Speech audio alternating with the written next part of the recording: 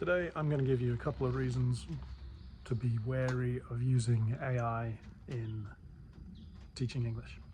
Now, I'm not against using AI, and there's a previous video, I think number 94, where I talk about how I use AI for English teaching, but there is a big but.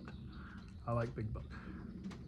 The big but, the big caveat is, if you embrace AI too much, you're essentially saying you don't need an English teacher. Because, logically speaking, if AI is so great at boosting your ability in a foreign language, why not just replace the whole kit and caboodle? Replace the whole thing of having a teacher? And the logic is quite good there.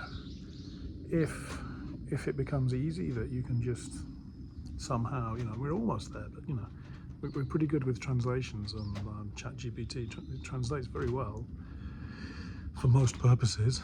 Maybe not great for literary purposes, but for the likes of me and you, probably okay. But if you get used to using that, and well, what to say? I mean, just basically, there's no point. There's no point in learning a language if that's what you're using. If your goal of a language is to communicate, which I think it should be, number one, for most people, and if you're able to communicate without having to work at it, people will. So that's the danger if you are using AI. So this is one reason why I don't give prompts, AI prompts to my students, because that's sort of like teaching them to use AI to do the thinking for them and replace the likes of me. It may be an impossible battle to fight, but I'm not going to encourage my students to replace me with AI. Can I be replaced with AI? Who knows? I mean, in some ways not, I would hope. But those ways, it comes down to the core of what is it that a teacher can do, and that is to encourage a student to learn for themselves. I mean, I know all teachers, ultimately, you replace yourself.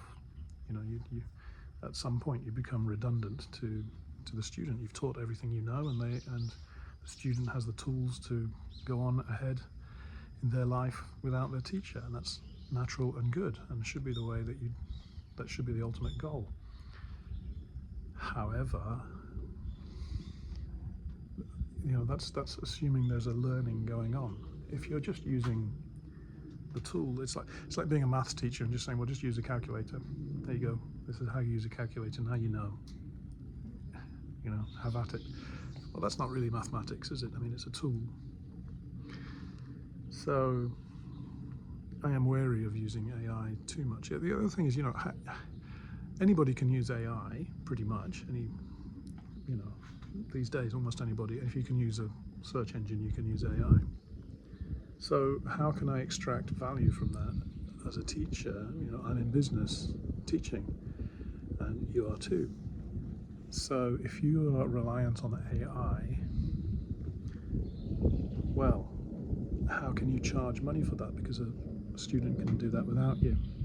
So you have to think about, what is it that you give that is more valuable or that is worth paying for? That's a big question. If you can answer that, then you have a career. If you can't answer that, if you're not providing anything better or more entertaining, or somehow an improvement on what the computer can offer, then you don't have a career. So you've got to think about these things. So don't just blindly go into AI. It reminds me a bit of social media. I think, if we're honest, one of the reasons why why everybody joined in, why I joined into social media was I thought, well, there's a chance for me to reach out and become famous and therefore rich, and I can sell my products or whatever. And I think to some extent everybody's under that spell, or was. And then you realise, actually, the only people who the only people who really make money from it are the owners of the social media, not the wannabes. I mean, there's a handful of people who make it, but the majority don't. the casino always wins. The odd gambler might be able to make $1 million, but the casino makes $1 billion. So, Now, it might be that my views on AI are a bit old-fashioned or a bit small scale. I mean, I'm a small holder. You might be able to make AI work for yourself if you're like the boss of 1,000 bots or something, or 1 million bots or something. But then you're no longer an English teacher. You're a Silicon Valley mogul or a wannabe. If that's what you want to do, great. But I would hope that we are more than the likes of Duolingo or whatever app. So lean into the humanity. That would be my advice. Find some way that you can lean into the humanity. And I think there's a future there. So that's what I'm going to do in the future. I have used AI for